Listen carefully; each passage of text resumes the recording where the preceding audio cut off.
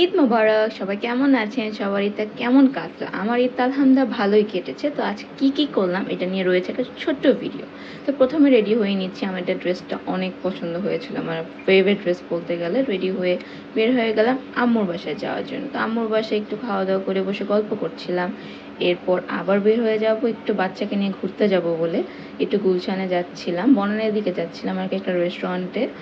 কিন্তু ওখানে যেই ঘটলো আসল ঘটনাটা, আল্লাহ! ঈদে বলে ঢাকা ফাঁকা হয়, মনে হচ্ছিল যে ঢাকা শহরের সব মানুষ এই রেস্টুরেন্টে এসে বসে আছে। একটা সিট পেতে আধা ঘন্টা দাঁড়িয়েছিলাম।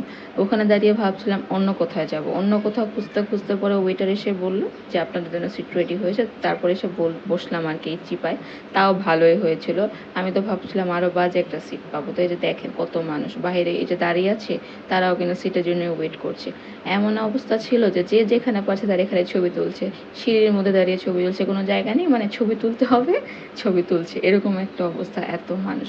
তো আমি একটা ব্রাউনি আর একটা মোহিতো নিয়েছিলাম, দুটোই ভালো ছিল, কিন্তু আমার কাছে ব্রাউনিটা বেশি ভালো লেগেছিল, মোহিতোটা বেশি টক ছিল, আমি আবার বেশি টক খেতে পারি না। তারপরে রাতেরবেলা আমার খালার বাসায় দাওয়াত ছিল, ওখানে গিয়েছিলাম। এখানে আমার ফ্যামিলি মেম্বারের সবাই ছিল, খালা, বড় খালা, আম্মু, মামাতো ভাইয়ের ওয়াইফ, তারপর মামাতো বোন, আমার খালু, তারপর একটা মামা, তারপর একটা স্যার ছিল, উনি গান শেখানি, যে আমার ভাই, আমার হাজব্যান্ড, সবাই ছিল।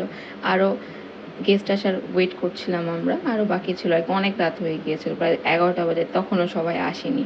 এদিকে আমার বেবি তো পুরো ক্র্যাঙ্কি মুড অন হয়ে আছে, সে থাকবে না, এত মানুষ দেখে সে থাকবে না।